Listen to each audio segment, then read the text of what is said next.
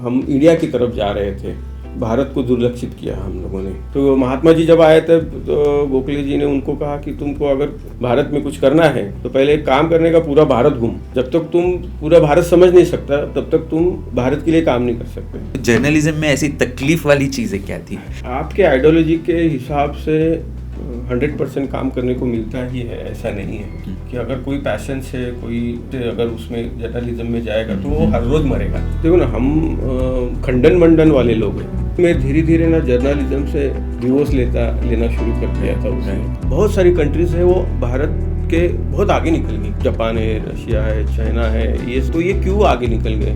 अगर मान लीजिए ठाणे सिटी का पॉपुलेशन 25 लाख 30 लाख है, इसका मतलब क्या है? 30 लाख ब्रेन है। मगर इस 30 लाख ब्रेन का हमारे ब्यूरोक्रेसी में, हमारे डे टू डे एडमिनिस्ट्रेशन में क्या इन्वॉल्वमेंट? सरकार किसी भी सवालों का जवाब नहीं है कि हम लोग एक सिग्नल स्कूल चला सकते हैं, 2-4 लाख चला सकते, मगर इसको रिप्लिका करना है तो हमें सरकार की तरफ ही जाना पड़ेगा।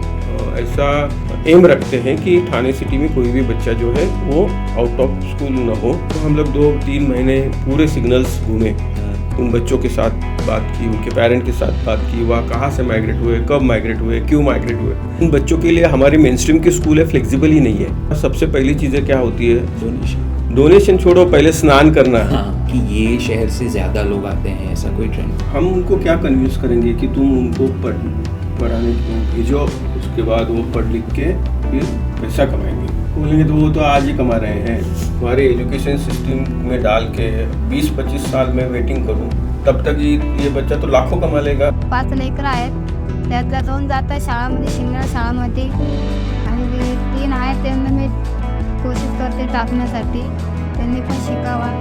शिंगणा शाळा चांगली आहे। बच्चों ने अपनी माँ के पैर धोना है, और उस बैनर के ऊपर लिखा था कि आपके हाथों पे अगर कुछ गया और कोरोना चिपकी हुई होगी तो कृपया इसको यहाँ पे धो डालिए। बेचारा वाला फीलिंग मत लेके आइए। तो ये 200 बच्चों को मुझे बेगिंग से हटाना है, तो पहली चीज मेरे को क्या करना है? समर्थ भारत का काम करते हैं और किसी के पास जाएंगे, आप पैसे मांगेंगे तो प्राउड फील करना है कि आप पैसे मांग रहे हैं और दूसरे के ऊपर आप एहसान कर रहे हैं कि मैं उनको आप अपॉर्चुनिटी दे रहे हैं इस अच्छे काम में भागीदारी होने का।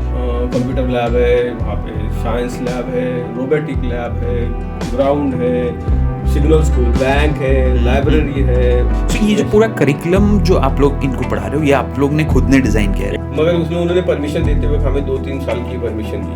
अच्छा, कि अगर इसमें होगा तो ठीक है, नहीं तो इसको बंद करो, खत्म करो। इस इंडिपेंडेंस डे हमारे 79 सेलिब्रेशन पर मुझे बहुत गर्व हो रहा है कि मैं इंट्रोड्यूस कर रहा हूँ एक असली change maker, mister Bhatu Sawant, India के पहले सिग्नल स्कूल के फाउंडर, जिन्होंने उन बच्चों की जिंदगी बदली जो कभी ट्रैफिक सिग्नल पर भीख मांगते थे और उन्हें मेन स्ट्रीम एजुकेशन का हिस्सा बनाया। 16 साल से ज़्यादा उनका काम वेस्ट मैनेजमेंट और सोशल रिफॉर्म में है। फ्लोरल वेस्ट कंपोजिटिंग से लेकर बायोमास ब्रिकेट्स बनाने तक, नाका स्कूल इनिशिएटिव और काउंसलिंग कैंप्स तक उनका इम्पैक्ट हेल्थ, एम्पावरमेंट और सस्टेनेबल लाइवलीहुड्स तक फैला हुआ है। टेडेक्स स्पीकर है वो, वाइस प्रेसिडेंट ऑफ इंडिया के द्वारा Antyodaya best practice award winner और बीबीसी के द्वारा चेंज मेकर के रूप में फीचर किए गए हैं। आज भारत को ऐसे चैंपियंस की ज़रूरत है, क्योंकि असली आज़ादी तब आती है जब हर बच्चा सीखने, सपने देखने और उन्हें पूरा करने के लिए आज़ाद होता है। तो चलिए वेलकम करते हैं mister Bhatu Sawant from signal छाप। लिखना है, पढ़ना है, आगे ही बढ़ना है, खाते हैं हम ये कसम। धन दोम धन दोम धन दोम धन दोम धन दोम धन दोम धन दोम। जो ज्ञान का रास्ता है, शिक्षा का रास्ता है, उसी पे चलेंगे हम। सत्य क्या है,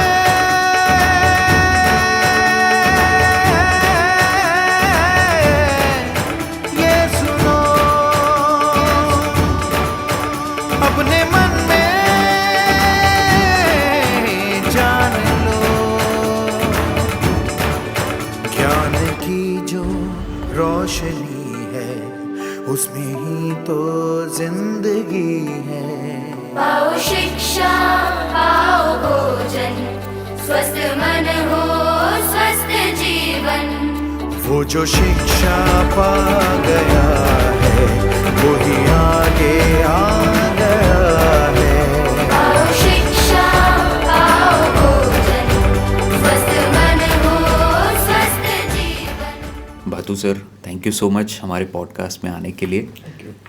ये पॉडकास्ट का विजन मिशन एक ही है कि जितने भी इंस्पिरेशनल लोग हैं, शायद फेमस नहीं होंगे आज, शायद फ्यूचर में फेमस हो जाएंगे या नहीं, मुझे नहीं, हमें नहीं पता, बट उन लोगों की जर्नी जो इम्पैक्टफुल जर्नी है उसे हम young Indians as well as अगर कोई हमारे एज का हो या हमसे बड़ा भी हो, हमें पता नहीं किसे इंस्पिरेशन की ज़रूरत होगी किस टाइम पे, तो ये पॉडकास्ट के थ्रू हम ऐसे इंस्पिरेशनल जर्नी ला रहे हैं सामने, जिन्होंने इंडिया या फिर जो इंडियंस की नीड को समझ के उसको एक ऐसा प्रोडक्ट के तौर पे या किसी एक सर्विस के तौर पे आगे लाया और उसे सालों साल, जब तक वो एक अच्छे लेवल पर नहीं पहुंच रहा या उसके बाद भी उसे कंटिन्यू किया है। First of all I want to start by saying कि आप सिग्नलशाला में बहुत ही ज़बरदस्त काम कर रहे हैं।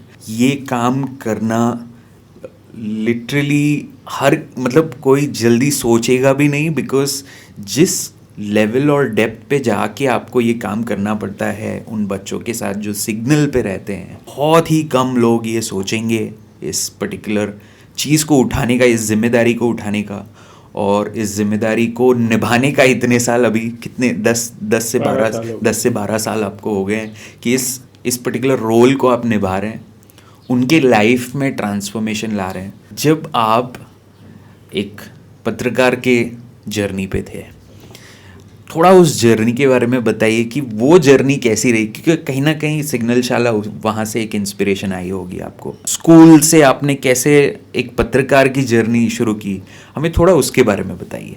पहले तो मैं आपको बहुत बहुत धन्यवाद देता हूँ कि आपको ऐसा लगता है कि मेरा जो भी एक 40 साल की मेरी उम्र में मैंने जो भी कुछ करा वो लोगों को इंस्पायर कर सकता है, ऐसा जो आपको लग रहा है, ये समझ के लिए मेरे को आपको बहुत धन्यवाद देना चाहता हूँ। सेकेंडली, मैं थोड़ा सा अलग सोचता हूँ कि मैं इंस्पायर तो नहीं कर रहा हूँ, मगर मैं हमारे पुरखों की गलतियाँ सुधार रहा हूँ। ऐसा होता है कि जैसे कि मेरे फोर्थ फादर है, उन्होंने कई प्रॉपर्टी बना के रखी होती है, तो हमेशा प्राउड फील होता है, हम लोग उसको कंटिन्यू करते हैं और हमें लगता है कि यार ये प्रॉपर्टी मेरी है। तो जैसे हम हमारे पुरखों के प्रॉपर्टी पे हमारा हक जताते हैं, वैसे उन्होंने किए हुए गलतियां भी हमें सुधारनी पड़ेगी। आज सिग्नल के ऊपर इतने लाखों करोड़ों बच्चे हैं, ये हमारी गलतियां है, ये हमारी पुरखों की गलतियां होगी। शायद तब उनकी प्रायोरिटीज़ अलग हो सकती थी, शायद उनकी प्रॉपर प्रायोरिटी की वजह से कुछ गलतियां रह गई होगी और हमारे ये जो बच्चे हैं वो आज रास्ते पे आपको दिख रहे हैं। इंडिया और भारत ये दो चीज़ें हैं ना, कि शायद ऐसा लगता है कि हम इंडिया की तरफ जा रहे थे और भारत को दुर्लक्षित किया हम लोगों ने। तो मुझे ऐसा लगता है कि फिर से हम लोग भारत की तरफ जाने के लिए का एक काम है, इसको इंस्पिरेशन बुक कर लेंगे तो अच्छी बात है, मगर गलतियां सुधारने का काम है। एक फर्स्ट ऑफ ऑल ये मैं आपको बताना चाहता हूँ। सेकंड, रही बात मेरे बचपन से लेके जर्नलिज्म तक का, ये वैसे मेरे पूरे फैमिली में ये सब हेरिटरी आया है कि हम लोग सोशली थोड़ा सा हमें भगवान ने वैसी अपॉर्चुनिटी दी कि हम थोड़े से समाज के बारे में मेरे आपके फादर या हाँ, मेरे दादाजी के जो पिताजी थे वो फ्रीडम फाइटर थे, बहुत ही बड़े फ्रीडम फाइटर थे। भारत छोड़ो आंदोलन में वो थे, नासिक के कांग्रेस भवन में ही वो मर गए, उनकी बॉडी तक हमारे हाथ में नहीं आई। तो उस वक्त एस्कॉन रहते थे सब स्वतंत्र सैनिक। तो उसके बाद फिर मेरे दादाजी भी फौज में थे, सेकेंडली मेरे पिताजी गांव रहते हैं, वो खेती करते हैं। और मेरा पूरी परवरिश जो हुई है वो मेरे यहाँ पे चाचा जी के यहाँ पे। अच्छा। तो मेरे 4-5 चाचा यहाँ पे थे। तो मुझे ऐसा लगता है कि ये मेरी लास्ट जनरेशन होगी जिस जनरेशन ने ऐसे देखा है कि गांव से कोई भी आदमी कभी भी रैंडमली बैग भर के किसी रिश्तेदार के पास जाता है और उसका दरवाजा ठकठकाता है और वहां से उस शहरों के घर में वो एक मेंबर बन जाता है। ये ऑलमोस्ट हर कास्ट या क्रीड का भी यही स्टोरी, लाइक हमारे इसमें भी अभी ये नहीं होता है। पहले जैसे मेरे डैड भी जब मुंबई आए थे, वो उनके फादर के भाई के घर रहने आए थे गिरगांव में। वहाँ से फिर वो जोगेश्वरी शिफ्ट हुए और फिर वहाँ से उन्होंने अपनी लाइफ बनाई, उन्होंने बिजनेस स्टार्ट किया या जो भी है। मैं 10x15 के रूम में 8-8, 10-10 लोग रहते थे। पीछे रोड पे सोते थे, कॉरपोरेशन के बिजली पे पढ़ाई करते थे। ये अगर हम ये सोचते तो अभी मुझे सीन लगता है ये अभी रिप्लिका होने वाला है। तो ये सोशल थोड़ा सा फैमिली में बैकग्राउंड में ये था। इसी सोच को आगे बढ़ाने के लिए career as such journalism select हुआ। ठाणा में ही ब्राह्मण विद्यालय में मेरी शिक्षा हुई 10th तक। फिर मैं ज्ञानसरना कॉलेज में कॉमर्स ग्रेजुएट हुआ। उसके बाद बहुत पापड़ बेले। जर्नलिज्म का इंस्पिरेशन कहाँ से? किताबें बेचने वाली एक कंपनी थी जिसमें 2-3 लाख किताबें एक 709 वैन में लेके घूमते थे ऑल ओवर द महाराष्ट्र। तो हर एक डिस्ट्रिक्ट में जाके वहाँ पे वो किताबें एग्जीबिशन, बुक्स एग्जीबिशन लगाते थे और फिर बुक सेल करते थे। हमारा पैशन था कि जर्नलिज्म में जाना है और जर्नलिज्म में जाना है तो हमें बहुत सारा पढ़ना पड़ेगा पहले। तो अंदर से जब तक हम लोग पूरे प्रिपेयर नहीं होते तब तक हम लोग समाज को क्या बताएंगे और हमारा बॉर्डर जो एस्पेक्ट है वो कैसा ठीक रहेगा। इसलिए फ्री में किताबें कहाँ पढ़ सकते हो और ब्रांड न्यू किताबें चाहिए। तो फिर हम लोग उस एग्जीबिशन में 2 साल काम किए। इससे 2 चीज़ें हुई। एक तो हमें ब्रांड न्यू किताबें पढ़ने को मिली। 2 साल हम लोग रैंडमली बहुत सारी किताबें पढ़े। सेकेंडली इस बहाने पूरे महाराष्ट्र देखने को मिला। तो हर एक डिस्ट्रिक्ट में हम लोग 1-1, 1.5 महीने रहे। तो वहाँ का कल्चर, वहाँ के लोग, वहाँ के प्रॉब्लम्स, वहाँ की सोशो कल्चर लाइफ, ये सब देखने को मिला। आपको अगर पता होगा तो गोपाल कृष्ण गोखले जी जो थे, जो महात्मा गांधी जी के गुरु बोलते हैं। तो महात्मा जी जब आए थे तो गोखले जी ने उनको कहा कि तुमको अगर भारत में कुछ करना है तो पहले एक काम करने का, पूरा भारत घूम। जब तक तुम पूरा भारत समझ नहीं सकता तब तक तुम भारत के लिए काम नहीं कर सकते। हम लोग तो क्या गांधी जी नहीं थे, तो हम लोग महाराष्ट्र में घूमे पूरे डिस्ट्रिक्ट में। और जब 2 साल में ये ख़त्म हो गया तो उसके बाद फिर हम लोग लोकल न्यूज़पेपर में स्टार्ट किए और फिर स्टेट नेशनल लेवल के न्यूज़पेपर में ये किया। जैसे हर प्रोफेशन में एक अरे ये बहुत तकलीफ है, तो जर्नलिज्म में ऐसी तकलीफ वाली चीज़ें क्या थी? आपके आइडियोलॉजी के हिसाब से 100% काम करने को मिलता ही है, ऐसा नहीं है। और ये सबसे बड़ी तकलीफ है कि अगर कोई पैशन से कोई इससे अगर उसमें जर्नलिज्म में जाएगा तो वो हर रोज मरेगा। कि ज़मीर के खिलाफ कुछ चीज़ें आएगी, थोड़ा करना पड़ता है। और अभी तो जर्नलिज्म एक प्रकार का बिजनेस हो गया है। तो इस हालात में हमारे जितने भी अच्छे अच्छे मित्र हैं वो भी उनका ये डायलेमा हमेशा होता है कि उनकी रूह उनको कुछ बोलती है और उनकी प्रोफेशन उनको कुछ और करवाता है। तो ट्रेसफुल रहता है बहुत सी बार। तो ये ट्रेस बाय प्रोफेशन सहन करना पड़ता है। जैसे आईटी इंजीनियर को टाइम नहीं देखना पड़ता है, ये नहीं करना पड़ता। वैसे क्योंकि समाज को आईना तो एक तरीके से जर्नलिस्ट ही दिखाते हैं, जो उन्होंने किस तरीके का न्यूज़ कवर किया। अब वो अगर इंस्पायर्ड है किसी एजेंडा से तो वो इंस्पायर हो जाता है, बिकॉज जनता वही देखती है end of the day TV पे। तो बहुत ही जिम्मेदारी का काम होता है। ना भी बुरे हालात होने के बाद भी जुडिशरी और जर्नलिज्म, ये दो ही ऐसी चीजें हैं जो सबको कंट्रोल में रख पा रही है। अगर ये दोनों नहीं रहेगी तो बहुत हालात खराब हो जाएंगे। नहीं, बट हम चाइना से तो बेटर हैं या कोई और कंट्री से तो मच बेटर है। 100% बेटर है। हमारा कल्चर ही वैसा है, हम लोग बहुत ही संतुलित है। देखो ना, हम खंडन मंडन वाले लोग हैं। कोई भी अगर कोई सोशल सब है, इकोनॉमिकल है, कुछ भी डेवलपमेंट वाला होगा तो उसको खंडन करने वाले और मंडन करने वाले दो भी एक साथ बैठते थे, और उसके बाद जो भी निचोड़ आता था उसको सब लोग एक्सेप्ट करते थे। उसके बारे में कितने भी उनके खुद के प्रॉब्लम्स होंगे, मगर एक बार डिस्कस करने के बाद फाइनल हुआ तो उसको एक्सेप्ट करते थे। ये जो डेमोक्रेसी है और ये सब चीज़ें हमारे इनबिल्ट ही है। तो ये आपकी जर्नलिज्म की स्टोरी, किस तरीके से आपने जर्नलिज्म में आए, बट सिग्नल शाला का इंस्पिरेशन हमें कहाँ से आया?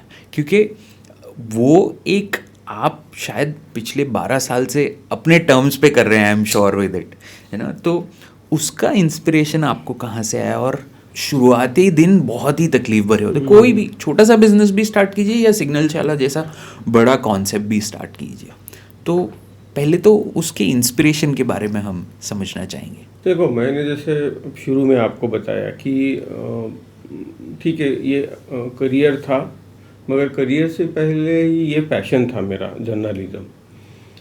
मगर धीरे धीरे मेरे को एक एहसास होने लगा है कि मैं जो कुछ कर रहा हूँ उससे जो बदलाव हो रहे हैं वो ना ऐसे मैं महसूस नहीं कर पा रहा था कि रैंडमली कोई न्यूज़ में लिख रहा हूँ तो उसके क्या इम्पैक्ट गिर रहे हैं, ये मेरे को उसको महसूस नहीं कर पा रहा था, मैं उसको टच नहीं कर पा सकता था। और तो मेरे को, मैं जो कुछ कर रहा ना वो मेरे आँखों के सामने मुझे देखना था कि यार यहाँ ये बदलाव हुआ, ये बदलाव हुआ, ये हुए। मैं ढूंढ रहा था कि ऐसा कुछ तो सेगमेंट हो जिसमें मैं ऐसा काम करूं जो मुझे दिखेगा। तो उसी वक्त समर्थ भारत व्यासपीठ करके एक ऑर्गेनाइजेशन है, उसके जो फाउंडर है मुकुंद गोरे करके, उनकी और मेरी मुलाकात हुई। और वैसे मैं उस वक्त जर्नलिज्म कर रहा था, तो वो जब भी ठाणे आते थे तो हम लोग बहुत बातें करते थे। तो धीरे धीरे 3-4 साल के बाद फिर हम लोग एक आइडिया पे कन्विंस हुए कि हमको एक ऐसा काम खड़ा करना चाहिए कि जो भारत को समर्थ करेंगे। फिर मैं धीरे धीरे ना जर्नलिज्म से डिवोर्स लेना शुरू कर दिया था उस वक्त। मतलब मेंटली डिवोर्स ले लिया था मैंने, फिजिकली बाद में फिर 8-10 साल में प्रोसेस होता है कि हम पहले दिमाग में सोच लेते हैं कि भाई अभी निकलना है, बस हो गया, अभी निकलना है, अभी मुझे लग रहा है कि मेरे को क्या चाहिए वो मेरे को मिल रहा है। तब मैं शायद 26-27 के एज का था। और वो बहुत ही इनरिचिंग मेरा लाइफ का एक्सपीरियंस रहा। और जो मुकुंद गोरे थे, जो मेरे फ्रेंड, फिलोसोफर, गाइड थे, इनिशियली हम लोगों ने समर्थ भारत व्यासपीठ जब स्टार्ट किया तो पहले हम लोग बेसिकली रिसर्च पे बहुत काम करते थे कि जैसे 1947 में जैसे इंडिया को फ्रीडम मिला, भारत जब स्वतंत्र हुआ, तो उसी वक्त भी मतलब सेकेंड वर्ल्ड वॉर के बाद बहुत सारे कंट्रीज ऐसे थे जो वो भी स्वतंत्र हुए। उसके बाद क्या हुआ?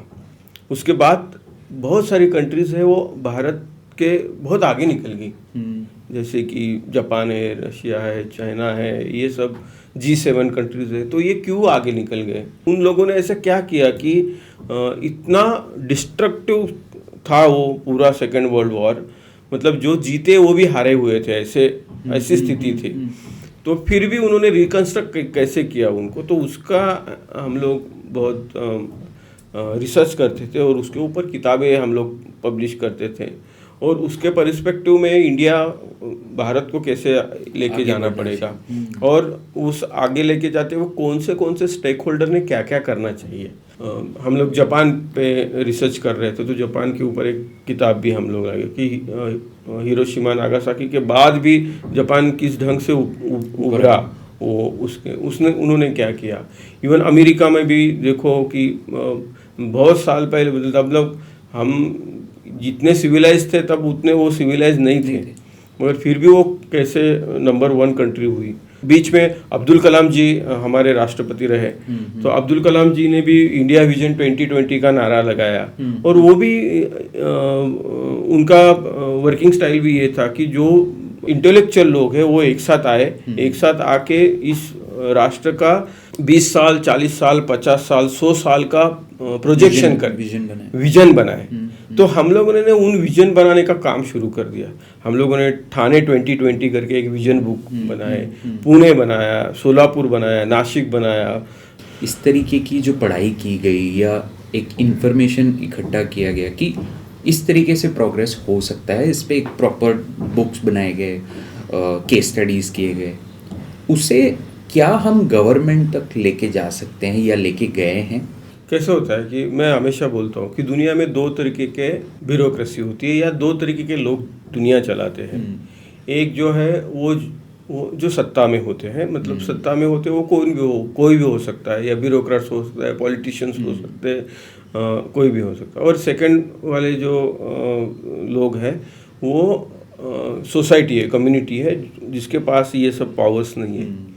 सरकार भी डेवलपमेंट प्लान बनाती है, 20-20 साल का डेवलपमेंट प्लान बनाती है, मगर वो सरकारी प्लान होता है, उसमें पब्लिक का ये नहीं होता है, इन्वॉल्वमेंट नहीं होती है। अगर मान लीजिए ठाणे सिटी का पॉपुलेशन 25 लाख 30 लाख है, 25 लाख पॉपुलेशन है, 30 लाख पॉपुलेशन है, इसका मतलब क्या है? 30 लाख ब्रेन है। उतने लोग सोच रहे हैं। हाँ, उतने लोग सोच रहे हैं ना, 30 लाख ब्रेन है, मगर इस 30 लाख ब्रेन का हमारे ब्यूरोक्रेसी में, हमारे डे टू डे एडमिनिस्ट्रेशन में क्या इन्वॉल्वमेंट है? जीरो इंटरफेरेंस है। तो हम लोग क्या करते थे कि हम ऐसे जो इंटेलेक्चुअल लोग हैं जो शहरों के बारे में सोच सकते हैं, जिसको हम लोग समर्थ लोग कहते थे, समर्थ भारत है ना, तो समर्थ लोग मतलब क्या कि जिन्होंने अपने खुद के लाइफ में कुछ अचीव किया हुआ है, कि ये वो क्लर्क करके बैंक में जॉब पे लगा और मैनेजर करके रिटायर हुआ, ये थोड़ा सा अचीवमेंट है। या किसी ने बड़ा सा हॉस्पिटल शुरू किया, किसी ने एजुकेशनल इंस्टीट्यूट शुरू की। हाँ, तो ऐसे जो लोग हैं जो विजनरी है, कुछ करते हैं, तो ऐसे 100, 200, 300 लोगों को एक साथ लाना, उनको शहरों की बारे में सोचने को मजबूर करना, उसको प्लान करने के लिए एक साथ बैठना, और धीरे धीरे इस शहरों की समस्या लोगों ने बनाए हुए डीपी प्लान पे चले। ओके। सरकार अपनी जगह पे होती है, सरकार किसी भी सवालों का जवाब नहीं है। सरकार मतलब एक, अगर आप खाने का डिश होता है ना, उसमें जो आचार वगैरह होते हैं ना, तो वो आचार की जगह है सरकार की, उसके अलावा पूरी डिश जो है वो कम्युनिटी ही है। तो उन्होंने तय करना चाहिए कि क्या करना चाहिए। तो ये काम समर्थ भारत व्यासपीठ करता था, और उसी काम के वजह से, जैसे आप अब सिग्नल स्कूल है, प्रोजेक्ट रिवाइटलाइजेशन है, वस्ती विकास प्रकल्प है, वो उन्हीं लोगों के ब्रेनस्टॉर्मिंग में से आए हुए सॉल्यूशंस। अभी signal school in association with Thane municipal corporation है। प्रोजेक्ट रिवाइटलाइजेशन जो हमें वेस्ट मैनेजमेंट का प्रोजेक्ट है, वो भी association with Thane municipal corporation है। जितना हो सके उतना हम लोग हमारे डेमोक्रेटिक सेटअप को कनेक्ट करके करना चाहते, क्योंकि देखो क्या होता है कि हम लोग एक सिग्नल स्कूल चला सकते हैं, 2-4 लाख चला सकते हैं, मगर इसको रिप्लिका करना है तो हमें सरकार की तरफ ही जाना पड़ेगा, पॉलिसीज चेंज करनी पड़ेगी।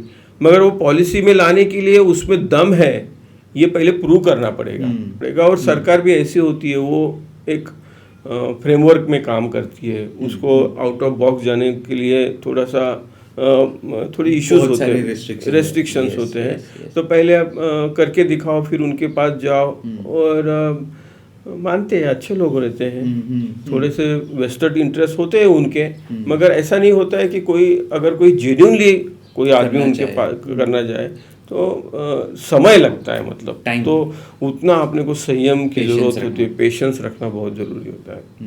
सिग्नल चालक की जो पहली नींव थी, आपने थाने में जो 3 हाथ नाका सिग्नल है वहाँ से शुरू किया। सो पहला दिन या पहली शुरुआत कैसे हुई? आपको तो जगह से लेके सब कुछ चाहिए था, सिर्फ जगह नहीं है, जगह के अंदर बच्चे भी तो आने चाहिए, बच्चे नहीं है तो किसके लिए? तो वो सब कैसे आपने बच्चे इकट्ठा किए? आपने कैसे डिसीजन लिया कि ये सिग्नल और ये सिग्नल के यहीं पर हमें इसे स्टार्ट करना है? थोड़ा उसके बारे में। मैं जब जर्नलिस्ट था तब एक ठाणे म्यूनसिपल कमिश्नर की प्रेस कॉन्फ्रेंस थी, तो वहाँ पे बजट की प्रेस कॉन्फ्रेंस, तो बजट के जो किताबें बड़े बड़े हैं वो डिस्ट्रीब्यूट होते थे, तो उसमें एक ना एजुकेशन डिपार्टमेंट का एक बजट की बुकलेट थी, और उस बजट की बुकलेट में उन्होंने कहा था कि उस साल का मतलब 2016-17 के टेन्योर में हम लोग ऐसा एम रखते हैं कि ठाणे सिटी में कोई भी बच्चा जो है वो आउट ऑफ स्कूल ना हो। इवन सिग्नल के बच्चे जो भी हो गए, वो जो बच्चे होमलेस बच्चे हैं उनको भी हम लोग मेन स्ट्रीम एजुकेशन में लाएंगे, ऐसी एक दो लाइनें वहाँ पे थी। और मेरे दिमाग में वो एकदम बैठ गया कि अरे हम लोगों तो हम काफ़ी सालों से समर्थ भारत व्यासपीठ उसके ऊपर सोच रही थी कि इन होमलेस बच्चों के बारे में क्या करें, और सरकार की इसमें भी यही दिख रहा है। फिर हम वहाँ के डिप्टी म्यूनसिपल कमिश्नर मेयर से मिले और उनको कहा कि आपका पास क्या विजन है जो ये सब एक्चुअल इम्प्लीमेंट करेंगे। तो तब वो तो इनिशियल था, वो बोले कि ये हमारे अभी विशफुल थिंकिंग है, मगर इसके लिए हमको काम करना है। कैसे करना है उसके ऊपर रैंडमली हम लोग थोड़ा सा रिसर्च करेंगे, तय करेंगे, अगर आपके पास कुछ सोल्यूशन होगा तो आप बताओ। तो वैसे ही हम लोग रिटर्न आए, मैं खुद रिटर्न आया और मेरी टीम से, समर्थ भारत व्यासपीठ की टीम से बात किया। तो हम लोग थोड़ा सा रिसर्च बेस्ड ऑर्गेनाइजेशन थी, तो हम लोग बोले कि किसी कंक्लूजन पे आने के पहले हम लोग थोड़ा सा R&D करें क्या होता है। तो हम लोग 2-3 महीने पूरे सिग्नल्स घूमे, उन बच्चों के साथ बात की, उनके पेरेंट के साथ बात की, वह कहाँ से माइग्रेट हुए, कब माइग्रेट हुए, क्यों माइग्रेट हुए, और फिर यहाँ पे आके क्या करते हैं वो वगैरह फलाना पढ़ना चाहेंगे क्या, अगर नहीं पढ़ना चाहते तो क्यों नहीं पढ़ना चाहेंगे, पढ़ना है तो क्यों पढ़ना है, ऐसे सब चीज़ें।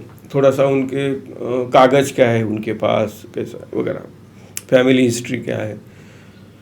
तो हम 2-3 महीने से रिसर्च करने के बाद फिर हमको पता चला कि अरे ये बच्चे जो है, इन बच्चों के लिए हमारे मेन स्ट्रीम के स्कूल है फ्लेक्सिबल ही नहीं है, क्योंकि इवन गवर्नमेंट स्कूल, हाँ गवर्नमेंट स्कूल भी, देखो सवाल से पैसा नहीं था कि फ्री में एजुकेशन हो जाए, सवाल ये था कि ये जिस स्कूल में वो आएंगे वो स्कूल का एटमॉस्फेयर उनको हजम होने वाला है कि नहीं, एक्सेप्टेंस भी होगा या नहीं, होगा कि नहीं। क्योंकि अगर स्कूल में जाना है तो मोटा मोटा सबसे पहली चीज़ें क्या होती है, डोनेशन छोड़ो, पहले स्नान करना। हाँ, इनके लिए तो और हाँ, भी, इनके लिए और रोज स्नान करना, ये तो पहली रिक्वायरमेंट है, ब्रश करना। हाँ, तो ये पहली रिक्वायरमेंट है, वो भी फुलफिल नहीं कर पाते हैं। अगर स्कूल में जाना है तो स्नान करके स्कूल जाना पड़ेगा, तो उनके लिए ये लग्जरी थी। हाँ, सेकेंडली स्कूल छोटे कौन जाएगा, वापस कौन लेके आएगा, पेरेंट्स तो तैयार नहीं होंगे, क्योंकि पेरेंट्स के लिए तो ये बच्चे दिन में 100-200 रुपए कमाने वाली टूल थे वहाँ पे।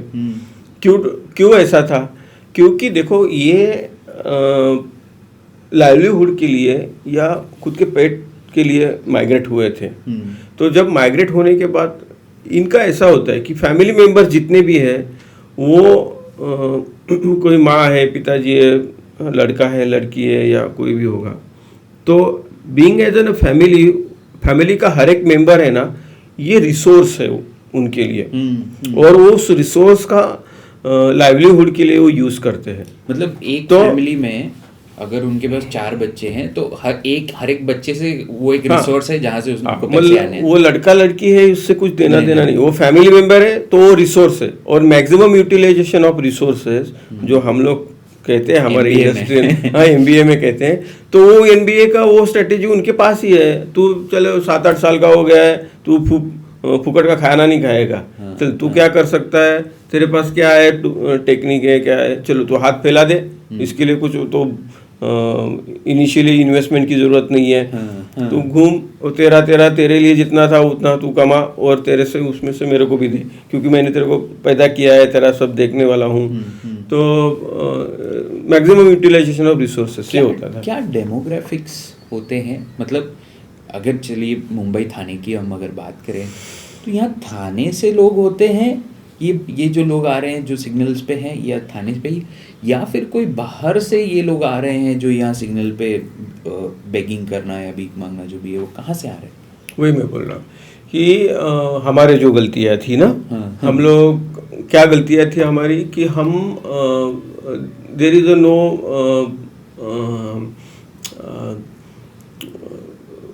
यूटिलाइजेशन ऑफ रिसोर्सेज जो थे या जो संधि थी, जो अपॉर्चुनिटीज़ थी, वो अपॉर्चुनिटीज़ हम लोग पैन महाराष्ट्र पैन इंडिया एक ही बार सब जगह ठीक नहीं कर पाए। बहुत सारे ऐसे लोग थे जो होमलेस थे, बहुत सारे ऐसे लोग थे जो लैंडलेस थे, जिनके पास ज़मीन नहीं थी, जिनके पास घर नहीं थे, और जिनके पास ऐसी स्किल थी जो स्किल उस सिनारो में ही उसको यूजफुल था, जो सिनारो पहले से चलता था। जैसे हम लोग बोलते हैं कि 12 बलूतेदार पद्धति थी। 12 बलूतेदार मतलब क्या कि कोई तो नाई था, कोई चंबार था, कोई ये था, कोई वो था, तो उसके हर एक के लिए काम था, एक इंडिविजुअल स्किल था। हाँ, और एक सिस्टम थी पूरा जो एक दूसरे के ऊपर डिपेंड थी। वो सब कोलैप्स हो गई। वो कोलैप्स होने के बाद आज की तारीख में उनके पास जो स्किल थी, वो शिकार करते थे, गाय भैंस चराते थे या करते थे, वो तो आउटडेटेड हो गई। इलीगल भी हो गया ना, शिकार तो अभी कर ही नहीं सकते। अभी वो आउटडेटेड हो गया, तो फिर पेट का सवाल पैदा हुआ। तो पेट भरने के लिए वो शहरों की तरफ आए, और शहरों की तरफ आते वक्त फिर कौन है, मतलब जितने भी हमारे ट्राइबल्स एरिया है, जितने भी हमारे ड्राफ्ट एरिया है इंडिया में और महाराष्ट्र में, वो सब लोग माइग्रेट होके शहरों की तरफ आए। और शहरों की तरफ आने के बाद ये जो लोग हैं, उन लोगों ने ऐसा नहीं ढूंढा कि यार चलो शहरों की तरफ आ जाते हैं तो कोई सरकारी ज़मीन है उसको हड़प लेते हैं, वहाँ पे झुग्गी झोपड़ी डालते हैं, बाद में सरकारी अपने को SRA में घर दे देगा, हम लोग यहाँ पे लीगल पॉपुलेशन बन जाएंगे। मगर कुछ ऐसे नोमैटिक ट्राइब कम्युनिटी है जो ऐसे 4 घरों के 4 दीवार के घरों में रहने की उनको आदत ही नहीं, वो नोमैटिक ही थे। तो नोमैटिक थे तो वो क्या करते थे, चलो फ्लाईओवर से यार यहाँ पे नीचे हम लोग बस्ती कर लेते, हमको घर की जरूरत नहीं है, हमारा पेट भर गया उतना काफ़ी है। तो ऐसे 1-2 नहीं, महाराष्ट्र में 12-13 लाख फैमिलीज़ है जो माइग्रेट होके, होमलेस होके अलग अलग मेगा सिटीज़ में फ्लाईओवर के नीचे या फुटपाथ पे हैं। यही आंकड़ा अगर पूरे इंडिया में आप देखने जाएंगे तो एक 7-8 करोड़ का है। बट कोई दूसरे शहर का ट्रेंड है कि ये शहर से ज़्यादा लोग आते हैं, ऐसा कोई ट्रेंड है? महाराष्ट्र के मराठवाड़ा रीजन जो है, जैसे बीड है, उस्मानाबाद है, जालना है, इस एरिया से जो पारधी कम्युनिटी है वो यहाँ पे ज़्यादा आती है। फिर राजस्थान की कुछ नोमैटिक ट्राइब कम्युनिटी है, कोई गुजरात की नोमैटिक ट्राइब कम्युनिटी है, थोड़े से आंध्र और इस फील्ड में से भी कुछ, मगर उसका परसेंटेज एक 4-5% है। मगर ये जो पारधी कम्युनिटी है वो 90-95% तो वही लोग। थोड़ा हम सिग्नल चालक को बेहतर समझने की कोशिश करते हैं कि वहाँ क्या होता है, किस तरीके से आप लोग इन बच्चों को या उनके पेरेंट्स को मना पाते हो कि भाई आइए अपने बच्चों को भीख मांगने की जगह या उनसे वहाँ पर सेल्स पे, जैसे वो बचपन में ही काम कर रहे हैं, उनको ना बचपन तो उनका पूरा ही गया, अब उसकी जगह पे उनका बचपन लौटाने के लिए किस तरीके से आप उनको मना पाते हो? आप लोगों को लिटरली उनको आई एम श्योर कन्विंस करना पड़ता होगा कि आइए भाई हमारे स्कूल में इन बच्चों को भर्ती कीजिए, क्योंकि उनका नुकसान है इसमें अगर वो नहीं आ रहे हैं। पेरेंट्स को, जैसे मैंने आपको बोला था कि उनके बच्चे रिसोर्स रखते थे और उनको अगर जिंदा रहना है तो हर एक मेंबर ने काम करना ज़रूरी है। तो ऐसे हालत में हम उनको क्या कन्विंस करेंगे कि तुम उनको पढ़ाने को भेजो और उसके बाद वो पढ़ लिख के फिर पैसा कमाएंगे। बोलेंगे तो वो तो आज ही कमा रहे हैं। तुम्हारे एजुकेशन सिस्टम में डाल के 20-25 साल में वेटिंग करूं, तब तक ये बच्चा तो लाखों कमा लेगा बेगिंग करके। तो ये कन्विंस वाला मुद्दा ही नहीं हो सकता है कि आओ बाबा तुम पढ़ाओ लिखाओ वो पैसा कमाएगा। तो ऐसे क्या चीज़ है कि जो उनको हम लोग कन्विंस कर सकते हैं? तो इसमें एक होता है कि डिग्निटी ऑफ प्रोफेशन होता है। कोई भी माँ होती है, वो जब बच्चा पेट में होता है तो वो ये नहीं सोचता कि यार जल्दी बाहर आ जा, तेरे को भीख मांगनी है। हर एक माँ के अपने बच्चे के प्रति कुछ ना कुछ एक सपने होते हैं कि इसमें ऐसा होना चाहिए। तो ये डिग्निटी ऑफ प्रोफेशन ये एक ज़रूरी थी। दूसरा चीज़ होती है कि ये माँ नाम का जो एक पूरा ऑरा है वो सिग्नल स्कूल के लिए बहुत मायने रखता है। मी मंजुळा गणेश कानत बोलते. माझे 5 लेकरं आहेत, त्यातल्या 2 जातात शाळामध्ये, शिंगणाळ शाळामध्ये, आणि 3 आहेत त्यांना मी कोशिश करते टाकण्यासाठी. त्यांनी पण शिकावा. शिंगणाळ शाळा चांगली आहे, पोरा शिकतील. मला असं वाटते शिकतील पूर्णपणे. माझं 2 वर्ष झालं, माझा नवरा ऑफ झाला. कमवणाराला कोण नाही, मी एकटी आहे. 5 लेकरं सांभाळायची, त्यांची जिम्मेदारी माझ्यावर आहे. त्यांचं पुढं भविष्य बघायचं आहे. त्याच्या पायावर त्यांनी उभं राहावं, शिक्षण झालं शिकावा. शाळातून जे संजयला कॉलेजशी भेटले ते धन्यवाद त्यांना भेटल्याबद्दल. त्यांनी शिकावा चांगलं कॉलेजशी, हीच माझी इच्छा आहे.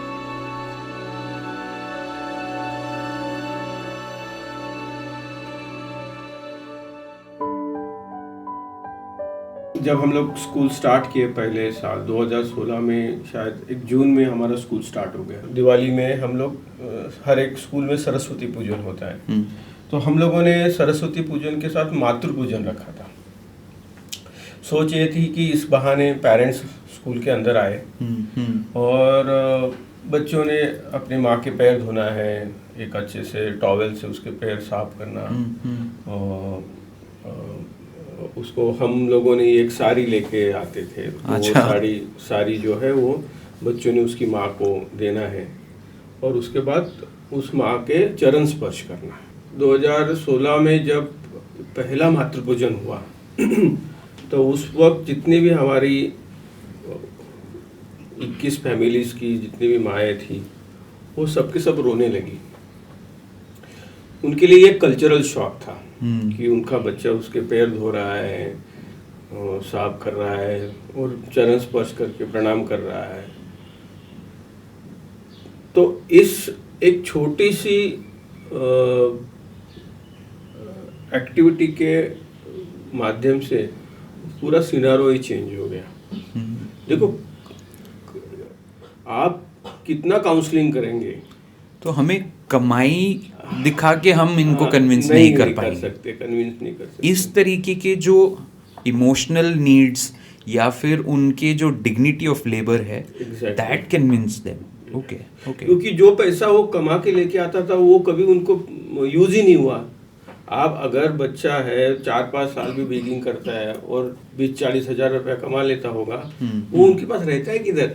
वो तो जैसे आएगा वैसा खर्च होता निकल है। जाता है। ये दारू में खर्च होता है, जुए में खर्च हो जाता है। और सोचता हूँ हमारे जो गुरु थे मुकुंद गोरे, वो हमेशा कहता था कि देखो, आप ना बड़ी बड़ी बातें मत करो, एकदम शुद्ध सात्विक प्रेम अगर आपको किसी के बारे में होगा तो जवाब आपसे आप मिलना शुरू हो जाते हैं।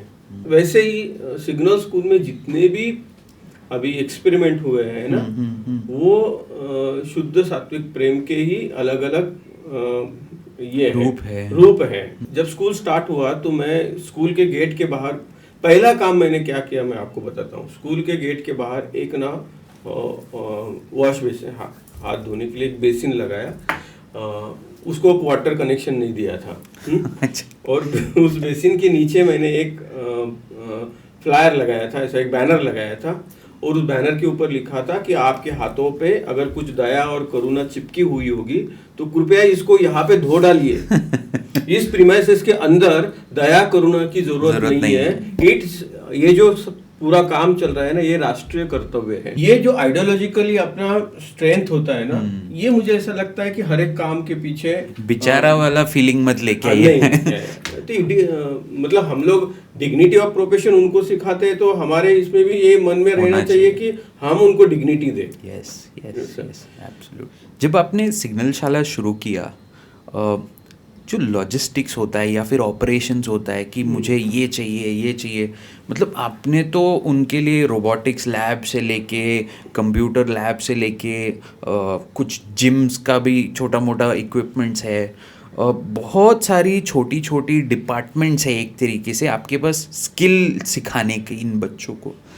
तो इन सब के लिए जो फाइनेंशियल रिक्वायरमेंट होता है, फाइनेंशियल एक होता है, एक तो लोग चाहिए हमें काम करने के लिए, एनजीओ में आके काम करने के लिए हमको लिटरली लोग ढूंढने पड़ते हैं, वो एक चैलेंज होता है। एंड इस तरीके के चैलेंजेस जो हैं छोटे छोटे छोटे, उनको आपने किस तरीके से हैंडल किया?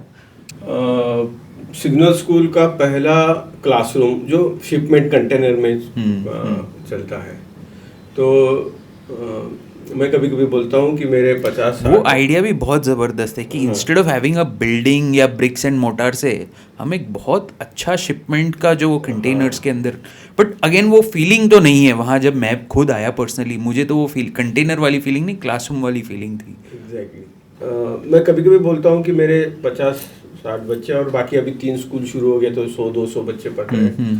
तो ये 200 बच्चों को मुझे बेगिंग से हटाना है, तो पहली चीज़ मेरे को क्या करना पड़ेगी वो है कि मेरे को खुद को भीख मांगना शुरू करना पड़ेगा।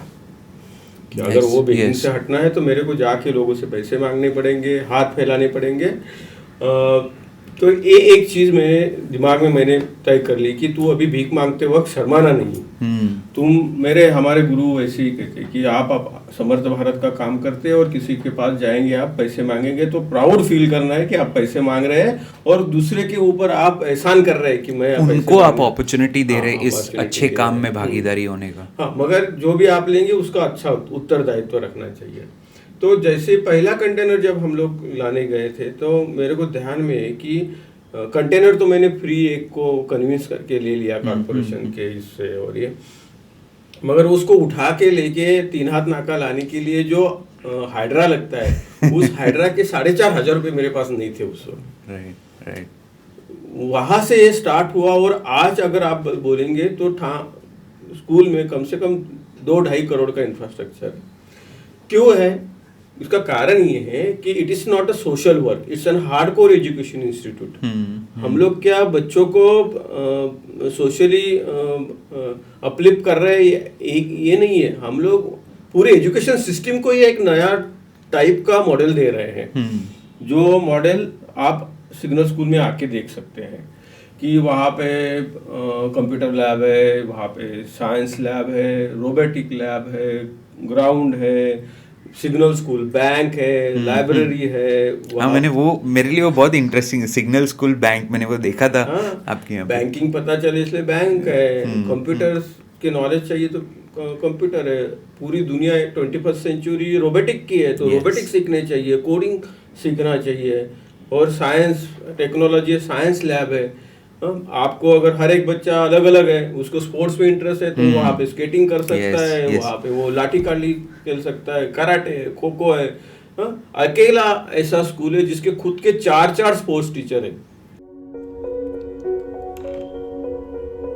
हम सशक्त हैं अकेली राह पर चलने के लिए, घूरती आंखों को देखने के लिए, खुद को बचाने के लिए, खुद के लिए लड़ने के लिए। अब हम सशक्त हैं। सशक्त होना ताकत है हमारी, सशक्त होना सफलता है हमारी, सशक्त होना उम्मीद है हमारी, सशक्त होना पहचान है हमारी। जी हाँ, खुद की पहचान बनाने के लिए।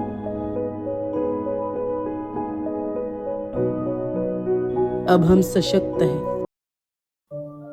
पहिया कहते हैं पहिए के साथ पूरी दुनिया घूमती है। आपको पता है इनकी दुनिया कैसे घूमती है?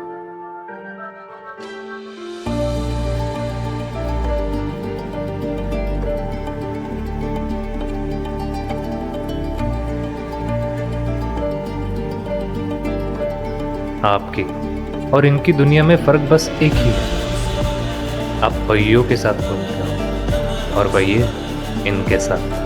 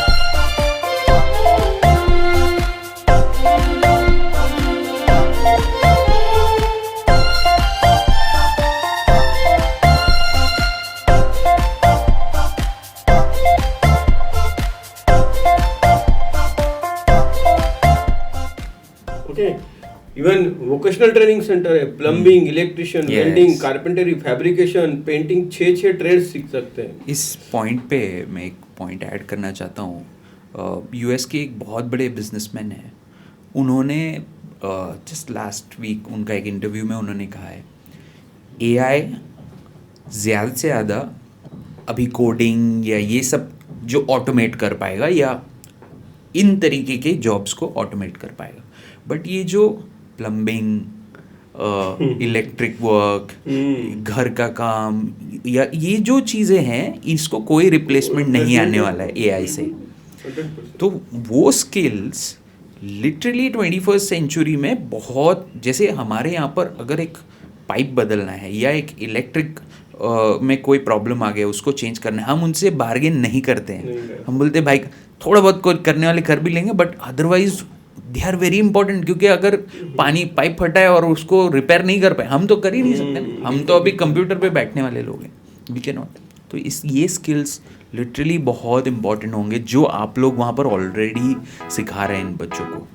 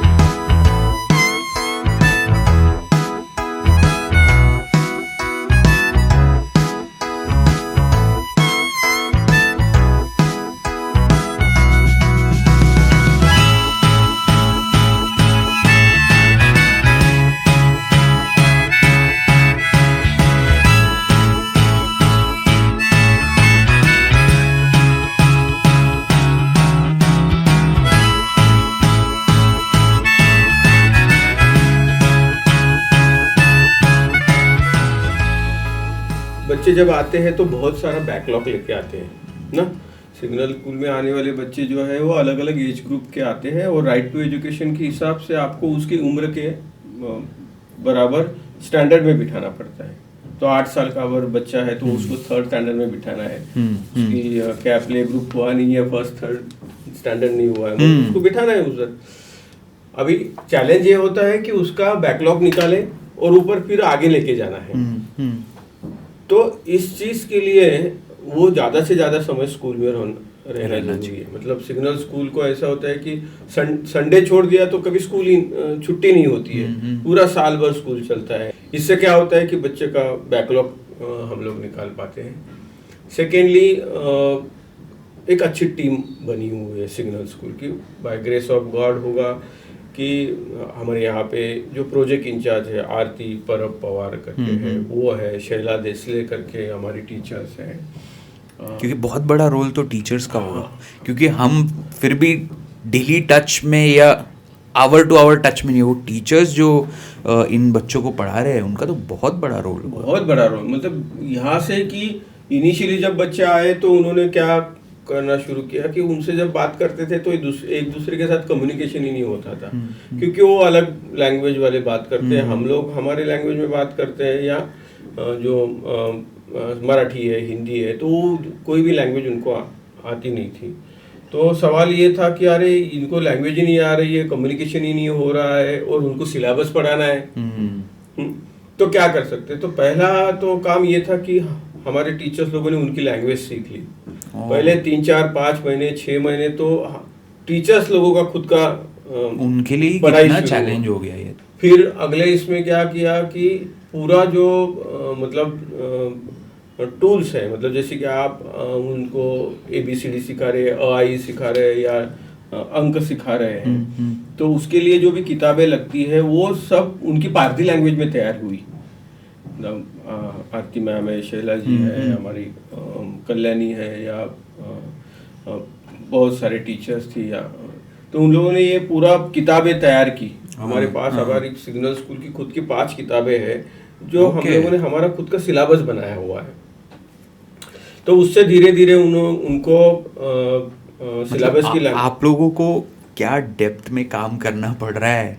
इनिशिएटिव है, आपको इंटेंशन भी है कि भाई उनके लैंग्वेज में हम अगर पढ़ा पाए तो वो जल्दी समझेंगे। बिल्कुल। और कैसा है कि अगर किसी भी स्कूल में अगर उसको लेके जाके एडमिशन दिया तो 50-60 बच्चों में ये अलग लैंग्वेज वाले 2 बच्चे अगर बैठे थे तो उसको अलग से सिखा नहीं पाएंगे। यस ना तो ये क्राउड वाला काम नहीं है, क्वालिटी वाला काम है। जितने भी 240 दिन स्कूल चलती है तो उसका एक पूरा माइन्यूट प्लानिंग है। बनाना पड़ता है। हाँ, उसके बारे में बताइए। बिकॉज क्योंकि मैं खुद एजुकेशन में अभी 16-17 साल से हूँ इंस्टीट्यूट में। मेरी मम्मी ट्यूशन टीचर है, मैं जब छोटा था तब से। बट ये मैंने फर्स्ट टाइम सुना कि जो आप बोले कि महेश इतना करना पड़ता है, तो वो बताइए जरा क्या क्या करना होता है। कि पहले तो स्कूल बस निकलता है, जैसे इन बच्चों के लिए हम लोगों ने स्कूल बस स्टार्ट किया है। तो हर एक सिग्नल पे जाता है, जैसे कि ठाणा में अगर आप जाएंगे तो फिर 3 हाथ नाका पे हमारी स्कूल है। तो कैडबरी, माजुड़ा, मानपाड़ा, चरई, खोपट, कड़वा ब्रिज, मुलुंड चिकना पूरा स्कूल बस घूमता है। जैसे हमारे बच्चों के लिए कॉम्प्लेक्स में स्कूल बस आती है।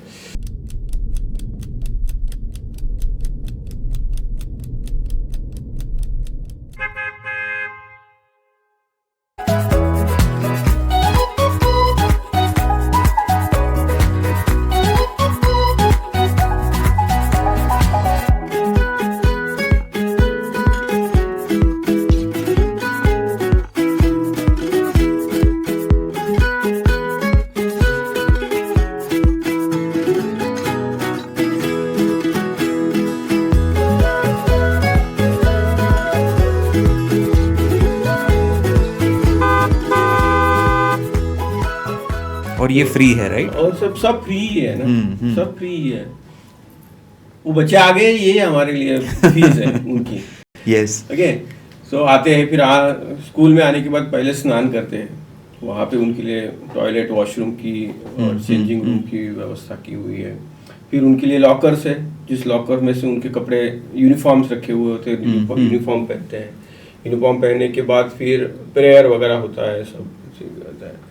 फिर ब्रेकफास्ट होता है सुबह 9 बजे बराबर शार्प। ब्रेकफास्ट होने के बाद फिर क्लासरूम चलते हैं। फिर 1 बजे लंच होता है और शाम को 6 बजे डिनर होता है। और डिनर के बाद फिर स्कूल बस आती है और उनको अपने अपने लोकेशन में छोड़ते हैं। तो फिर बेसिक उनका जो सिलेबस होता है वो तो पढ़ते ही है।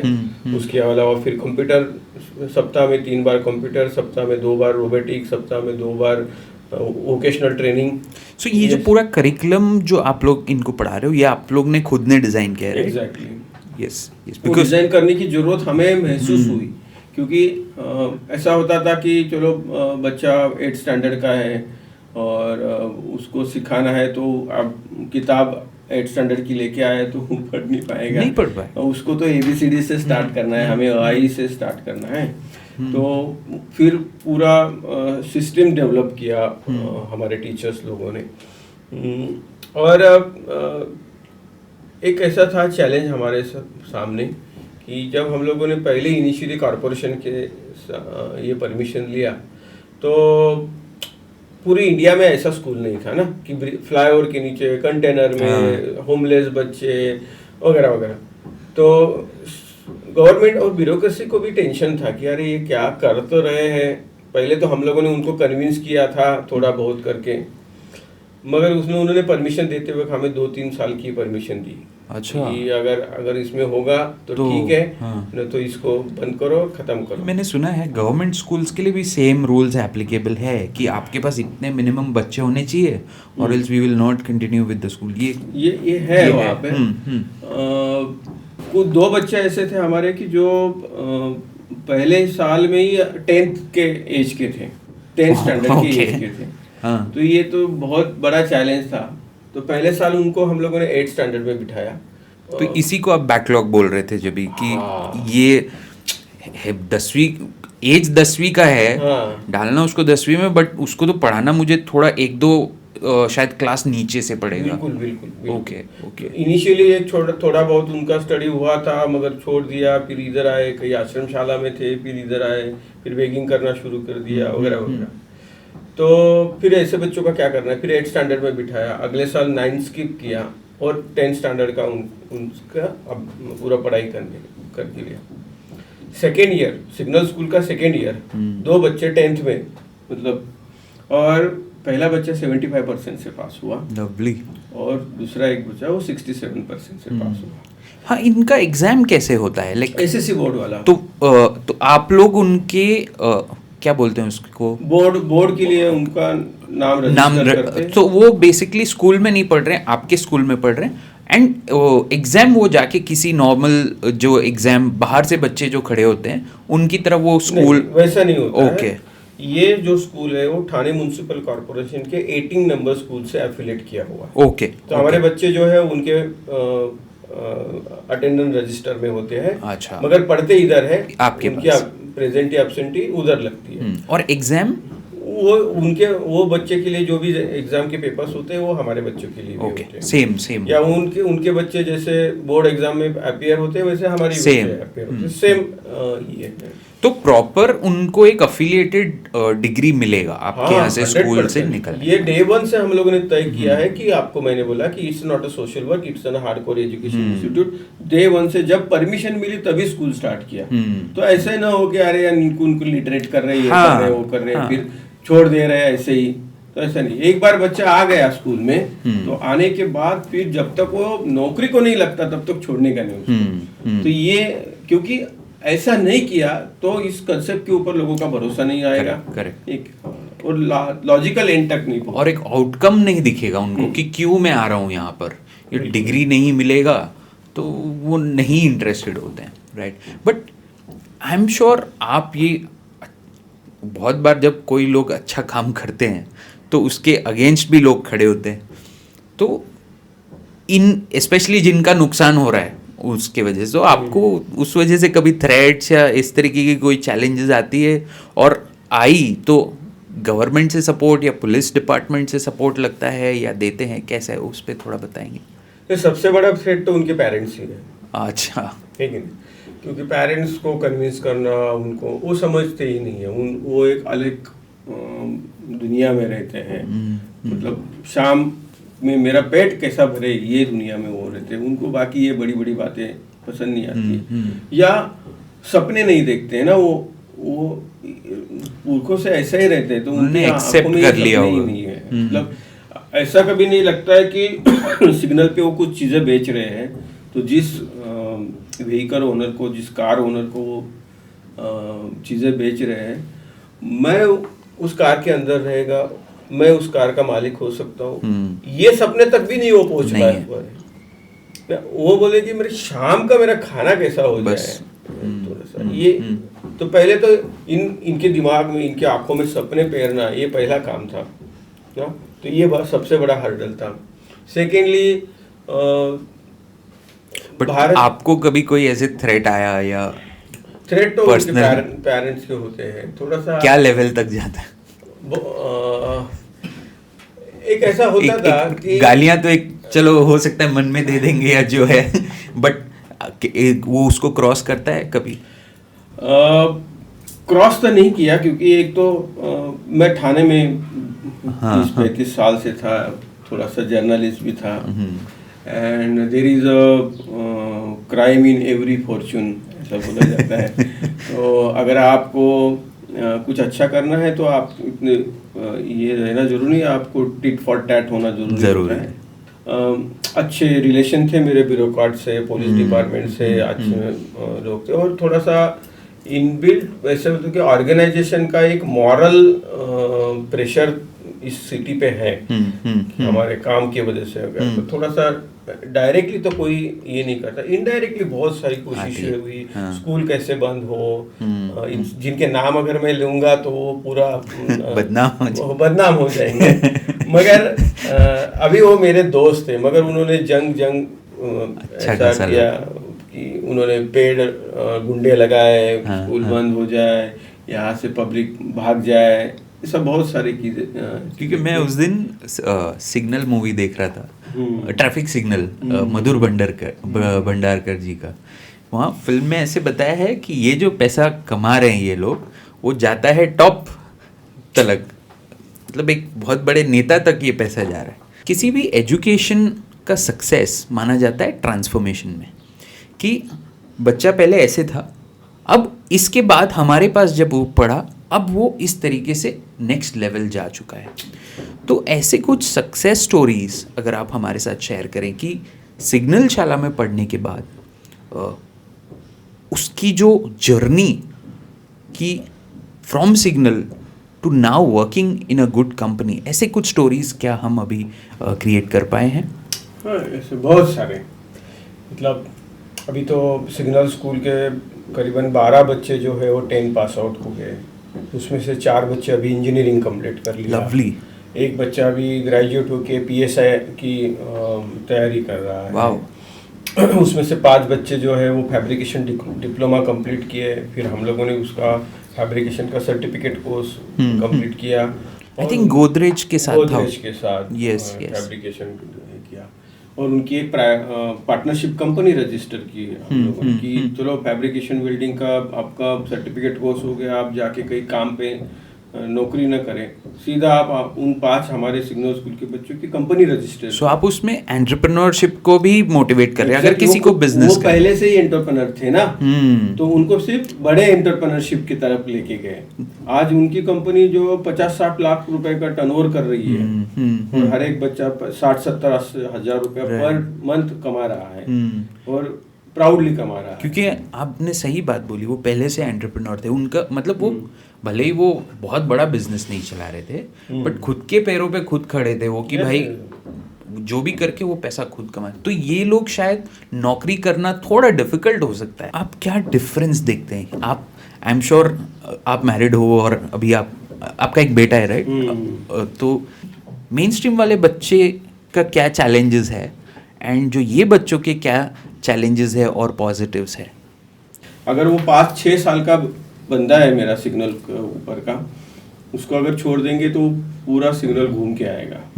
मगर 5-6 साल का अब हमारा लड़का होगा, उसको अगर आप सिग्नल पे छोड़ देंगे ना तो माँ को अटैक आ जाएगा यार ये गया किधर। और अगर 2-5 मिनट नहीं मिला ना तो वो हॉस्पिटलाइज हो जाएगी, इतना वो टेंशन में आ जाएगा।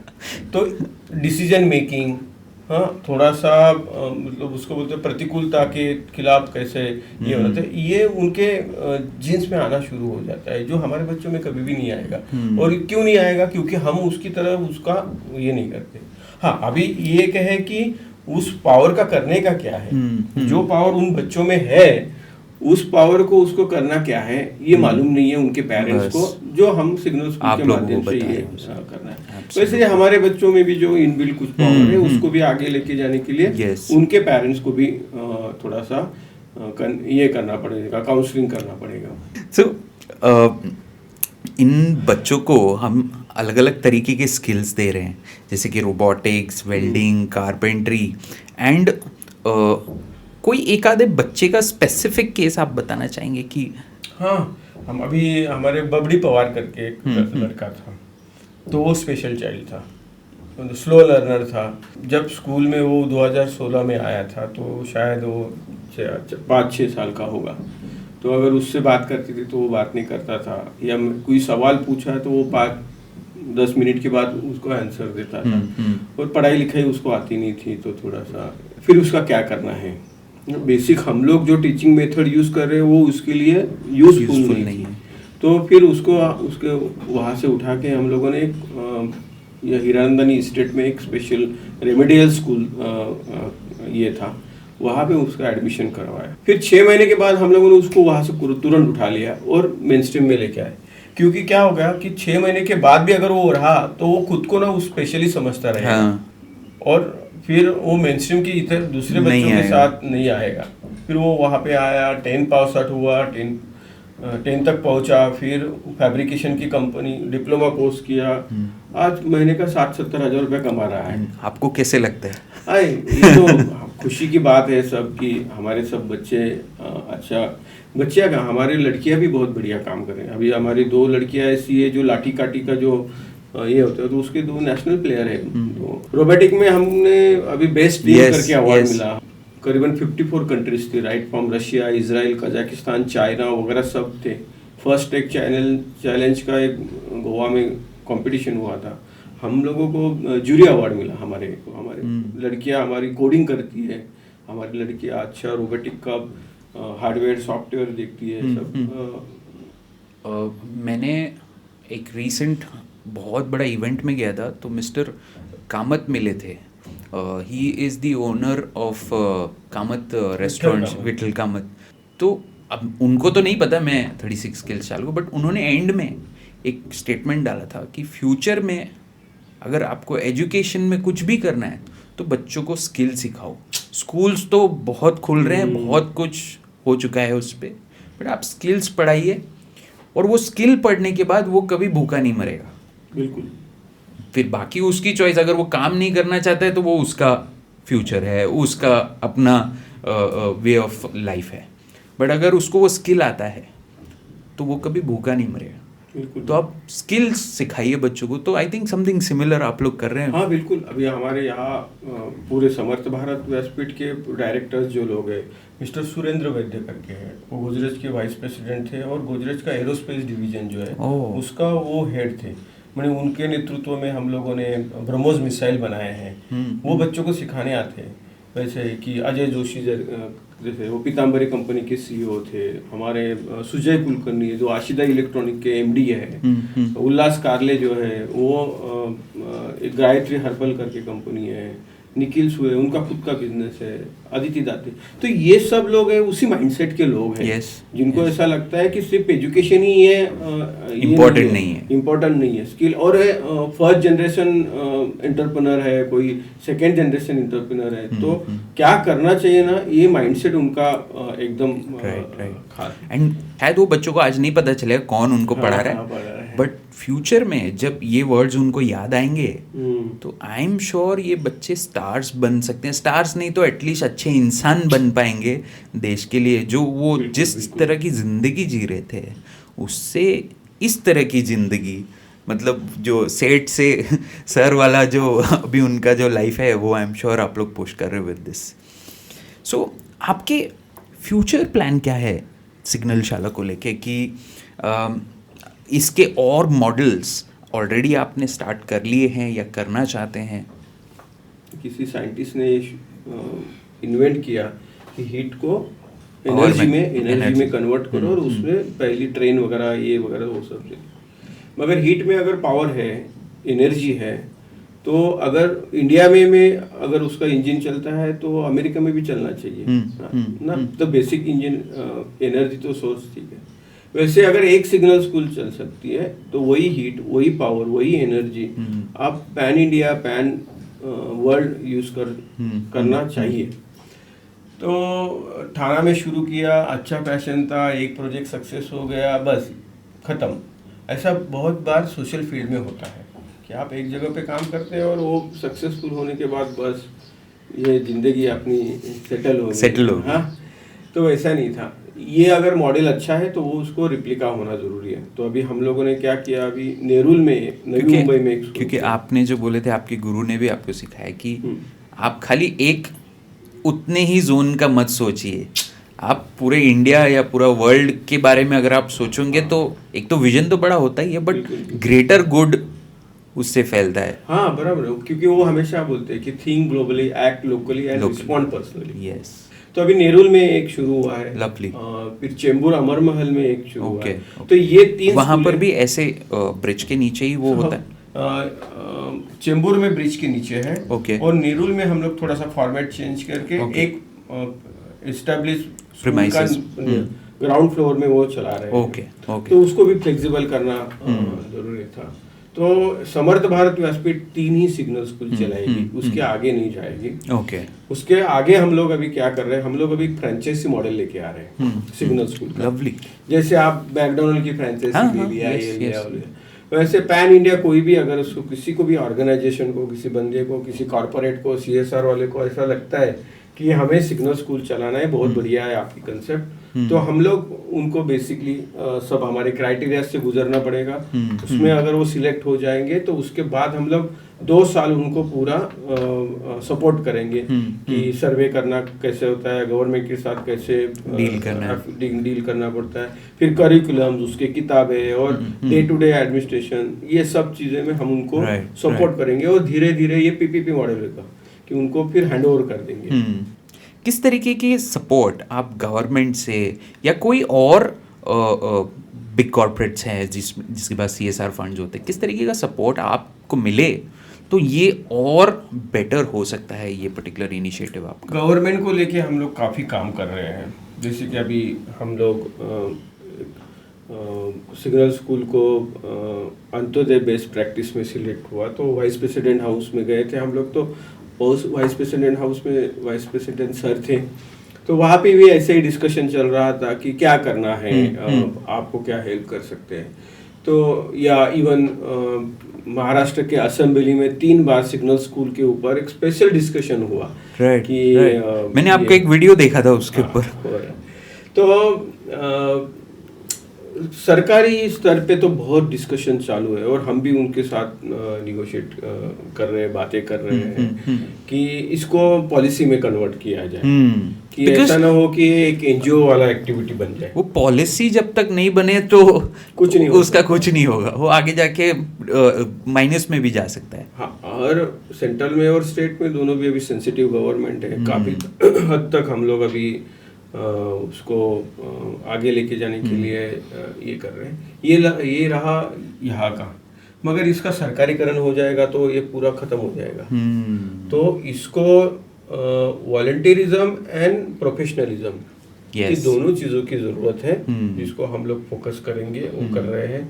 और कॉर्पोरेट को भी अगर ऐसा लगता है कि बहुत सारा CSR फंड होता है, कहाँ यूज़ करना है पता नहीं चलता है, तो हम लोग उसके लिए भी हमेशा और वो किस तरीके से आपसे कनेक्ट हो सकते हैं अगर उन्हें आपके इस इनिशिएटिव से जुड़ना है? तो अलग अलग तरीके से कनेक्ट हो सकते हैं।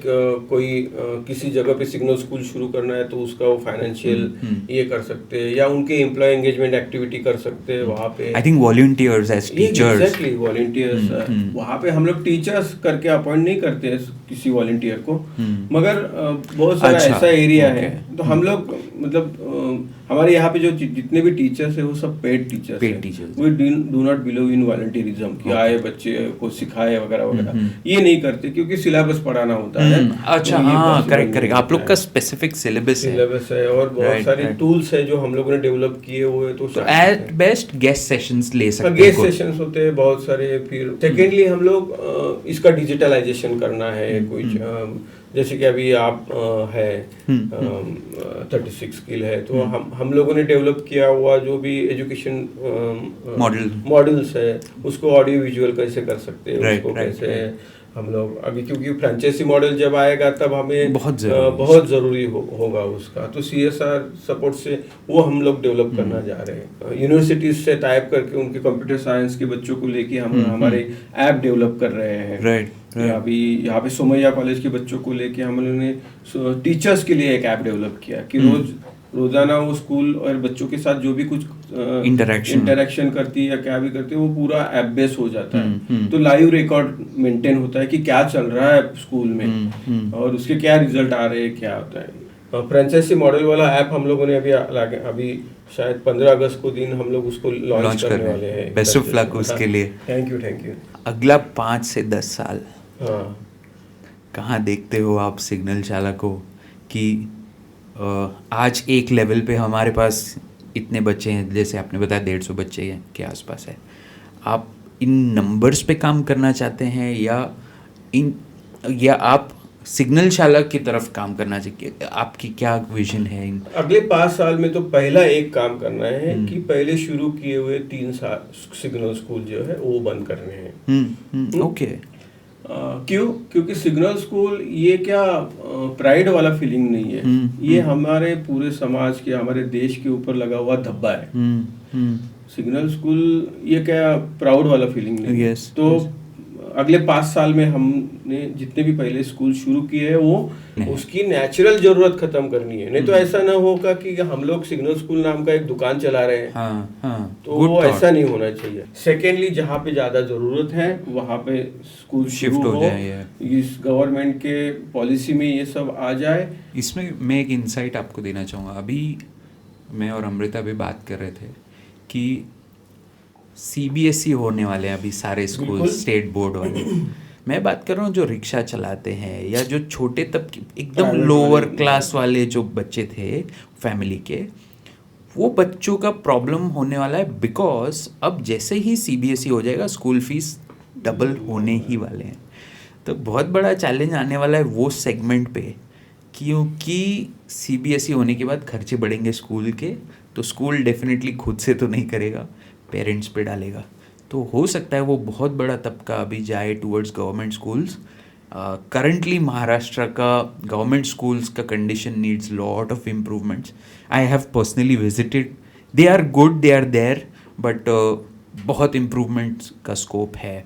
सो वहाँ आप वो सेगमेंट में डेफिनेटली सोच सकते हैं सिग्नल शाला को लाने की। वो बच्चे जो ये हाथ गाड़ी चलाने वाले, रिक्शा चलाने वाले, या जो भी not begging but the small jobs who can not afford schools, एक बहुत बड़ा उसके सेगमेंट ऊपर हम लोग काम कर रहे हैं। समर्थ भारत व्यासपीठ शायद झुग्गी झोपड़ी में रह रहे या चावल सिस्टम में रह रहे, कोई हाथ गाड़ी चला रहा है, कोई सब्जी बेच रहा है, कोई और कुछ कर रहा है, और उनके बच्चे छोटे मोटे प्राइवेट स्कूलों में जा रहे हैं जिसको कूल भी बोल नहीं सकते ऐसे हालत में है, या म्युनिसिपल स्कूल में जा रहे हैं।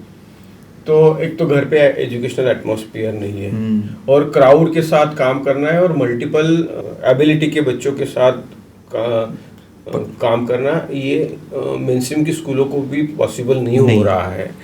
या मतलब जिसको बोलते हैं कि नॉन एजुकेशनल वर्क इतना बढ़ गया है, टीचर्स लोगों का पूरा सिस्टम कोलैप्स हो चुकी है। तो ऐसे बच्चे जब स्कूल छोड़ के घर आते हैं तो इन बच्चों को हम लोग हर रोज 4 घंटे की ट्यूशन क्लासेस लेते हैं। जो हम लोगों ने डेवलप किए हुए टूल्स है ना, उसके ऊपर हम लोग लार्जर स्केल में यूज करते हैं। वो सिग्नल स्कूल के बच्चे नहीं है, मगर झुग्गी झोपड़ी वाले बच्चे हैं। बस्ती में जो भी कोई ग्रेजुएट हुआ लड़की है या 12th हुई है या ऐसा कुछ है, तो उनको हम लोगों ने टीचर्स ट्रेनिंग करते हैं, और इन बच्चों को हम लोग अभी सिखाना शुरू कर दिया। तो अभी फिलहाल 43 लोकेशंस है जो वहाँ पे हमारे मतलब मिनी सिग्नल स्कूल चलते हैं, ऐसे मान लीजिए, जिसको हम लोग वस्ती विकास प्रकल्प कहते हैं। क्योंकि ना ये जो बच्चे जो नहीं पढ़ पाएंगे moving forward because of these sort of decisions, government ऊपर से इंटेंशन उनका बहुत अच्छा है to do behind the CBSE thing, but ground level पे उसके अलग प्रॉब्लम्स क्रिएट हो जाते हैं। बहुत ये जो अब खुला मैदान हो जाएगा ऐसे बच्चों का जो अब स्कूल शायद नहीं जा पाने वाले, वैसा है। एंड ये इस तरीके के प्रकल्प जो आपने बताए, अगर वो सच में वो मॉडल रेप्लिकेट हो सके थ्रू आउट इंडिया, तो इस एंड झुग्गी झोपड़ी इंडिया में तो काफ़ी टाइम तक रहने ही वाला है, is what we are presuming कि अगले 10 साल तो at least may be after that things में चेंज। करेक्ट। तो वहाँ के बच्चों के लिए education is going to be a big challenge, and इस तरीके का कॉन्सेप्ट डेफिनेटली मेरे हिसाब से तो वो बहुत बड़ा सपोर्ट रहेगा टू सच पीपल। या सो अभी थोड़ा बात करते हैं आपके बिजनेस साइड की भी है एक जर्नी, जहाँ पर आप लोग सॉलिड वेस्ट जो ग्रीन वेस्ट मैनेजमेंट के ऊपर आप लोग काम कर रहे हैं। एंड इसमें आप लोग जो सैनिटेशन वर्कर्स हैं उनको भी आप एम्पावर कर रहे हैं, बिकॉज मैं आपके जितने भी प्रोजेक्ट्स देख रहा हूँ ना, ये कहीं ना कहीं हमारे देश को एक मिनी छोटे से लेवल पे, बट वो छोटा सा चीज़ भी बहुत इंपॉर्टेंट है। जैसे एक सिग्नल के बच्चे को नई लाइफ एक जर्नी देना ताकि उसका लाइफ ट्रांसफॉर्म हो, बट ये जो सॉलिड वेस्ट या ये जो वेस्ट मैनेजमेंट चीज़ है, ये बहुत बड़ा प्रॉब्लम है। बिकॉज कहाँ जाएगा ये चीज वेस्ट जो निकल रहा है इतनी पॉपुलेशन में से, तो someone has to get these things managed. तो इस पर्टिकुलर इनिशिएटिव के बारे में थोड़ा हमें बताइए। देखो, समर्थ भारत व्यासपीठ ये सोशल ऑर्गेनाइजेशन है, और वेस्ट मैनेजमेंट ये एक्चुअली वैसे देखा जाएगा तो सरकारी काम बोला जाता है उसको, या कॉर्पोरेट लेवल पे भी एक एज एन बिजनेस करके उसको किया जाता है। और वेस्ट रिसाइकलिंग ये और एक बड़ा सेगमेंट है जहाँ पे लोग कॉर्पोरेट लोग काम करते हैं। इसमें एनजीओ ने क्या करना चाहिए ना, तो हमारा सोच क्या था कि ये पूरे कचरे के फील्ड में काम करने वाले जो लोग हैं उसमें सबसे इम्पोर्टेंट कैटेगरी है वो है रैक पिकर्स की या सफाई कामगार होते हैं ना, तो उनकी सबसे बड़ी है ये। तो देखो ब्यूरोक्रेट्स तो ब्यूरोक्रेट्स की तरफ से काम करते रहते हैं और जितने भी भंगार वाले हैं, जितने भी रिसाइकलर्स हैं, वो सब के सब करोड़पति हैं। मगर 99.99% जो लोग कचरे में काम करते हैं, ये पूरा सिस्टम संभालते हैं, वो आज भी वैसे के वैसे है पिछले 30-40 सालों से। मतलब एक एक भंगार वाला जो है वो बॉलीवुड की फिल्में प्रोड्यूस कर रहा है। समर्थ भारत को इस कचरे के फील्ड में जाने का कारण ये था कि हमारा जो टारगेट है वो लास्ट के लाइन पे जो लास्ट का घटक है जिसको हमको अपलिफ्ट करना है। जैसे कि सिग्नल के ऊपर बच्चा है तो उनको एजुकेशन देना चाहिए, और जो रैक पिकर्स महिला है तो उनको एक अच्छी ज़िंदगी देनी ज़रूरी है। और वो देते वक्त फिर क्या करना चाहिए, तो पहले हम लोग इनिशियली ऐसा होता है ना कि आप अगर कुछ करना जाएगा तो थोड़ा सा एक आइवरी टावर वाला थिंकिंग होता है। ये हम लोग बैठ के फिर इसको चलाओ, इसको फिनल बनाना सिखाएंगे, अगरबत्ती बनाना सिखाएंगे, फिर इसको हम लोग पोली भाजी के अंदर डाल देंगे या ऐसा कुछ करेंगे। तो वैसा ट्रेनिंग देना शुरू कर दिया। तो 2-3 महीने ये सब नौटंकी चली। फिर उसके बाद वो बोल रहे हैं कि साहब एक काम कीजिए ना, क्या रहा है मालूम है, आपके पैरों का जूता वो हमारे पैरों में ना आप घुसड़ रहे हैं, जो हमें हो नहीं रहा है।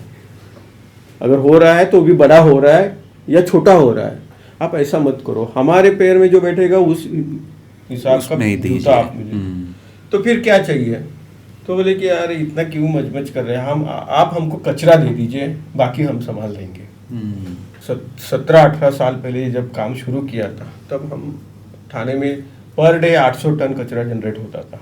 उसमें से हमारी महिलाओं की ज़रूरत कितनी थी, 10 टन 15 टन अगर उनको कचरा मिल जाता है तो उसमें वो उनका लाइवलीहुड बन जाएगा। वो उसको सेग्रीगेट करेंगे, रिसाइकलिंग को भेजेंगे और पैसे कमा लेंगे। तो ये गवर्नमेंट से अलग ही है, राइट? ये एज एन इंडिविजुअल कचरे में किसकी मालकी होती है, जो कचरा जनरेट करने वाला होता है उसकी ओनरशिप होती है, और फिर वो उसने डस्टबिन में डाल दिया कि वो ओनरशिप शिफ्ट हो जाती है सरकार की तरफ। तो ये दो ही ओनर है। प्रोजेक्ट का नाम पुनर्निर्माण है, प्रोजेक्ट पुनर्निर्माण। तो पुनर्निर्माण किस चीज़ का, पुनर्निर्माण कचरे का, तो भी पुनर्निर्माण रिवाइटलाइजेशन करना है, कचरे को रिवाइटलाइज करना है। उसके अलावा हमारी महिलाओं का भी पुनर्निर्माण जरूरी है। कोपरी में अगर वो हरिओम नगर या वहाँ पे रहते हैं, 40 साल से रहते हैं, उनको आनंद टॉकीज मालूम नहीं है। जो आप चल के जाएंगे 5 मिनट के दायरे में, जहाँ पे आनंद का पिक्चर टॉकीज है, मालूम नहीं है। ट्रेन में बैठे नहीं है वो, उन्होंने कभी जाके किसी मॉल में नहीं गए हैं वो ना। तो ये ऐसा सेगमेंट है कि जिस सेगमेंट में बहुत सारा काम होना ज़रूरी है, और उसमें माध्यम क्या है, कचरा है। फिर हम लोगों ने कॉर्पोरेशन को अप्रोच किया कि इतना कचरा है, चलो आप कचरा दे दीजिए हमें, हम लोग उसको सेग्रीगेट करेंगे और रिसाइकलर को बेच के वो जो भी पैसा आएगा उसमें हमारी महिलाओं का रोजगार बढ़ जाएगा। थाने में क्या रेडियस कवर करते हैं आप लोग? हम थाने करते हैं। अच्छा, ओके। पूरा थाना। हाँ, आपने हमारे भी बिल्डिंग का आपने बोला था कि यहाँ का भी वेस्ट मैनेजमेंट आप ही। मैं थाने के हर एक जगह पे आपको मैं दिखाई दूंगा। यहाँ पे यहाँ इधर जाएंगे, कोई भी मेरे फैमिली मतलब मेरे परिचित जो लोग हैं थाने में जहाँ से मैं कचरा उठाता हूँ वो करीबन 2 लाख लोग हैं। तो 2 लाख लोगों और more than 2500 housing societies like Lodha Splendora है, वैसे 2500 हाउसिंग सोसाइटीज के साथ ये हमारा। मगर ये अभी 2025 की बात चल रही है। जब हम लोग ये शुरू किया था तब लोगों को कन्विंस करना था कि आपका कचरा डोनेट करना है। उसके भी पहले हम लोग जो बात चल रही थी कि ये म्युनिसिपल कॉर्पोरेशन को अप्रोच हुए, तो उन्होंने घंटा गाड़ी हमें भेजना शुरू कर दिया। तो वो जब हम लोग सेग्रीगेट करने लगे तब पता चला अरे कंटेमिनेशन बहुत ज़्यादा है, लोग गीला कचरा सूखा कचरा एक साथ दे देते हैं। तो वो उसमें से हमारी महिलाओं को तकलीफ ही होती है। इसमें हजारडस वेस्ट होता है, मिनिस्ट्रियल वेस्ट भी, वो सब चीज़ें होती है। तो ये फंडा चलने नहीं वाला है। तो क्या करना चाहिए? तो हम लोगों के पास जाना है, लोगों को कहना है कि आप थोड़ा राष्ट्र सेवा, देश सेवा करेंगे।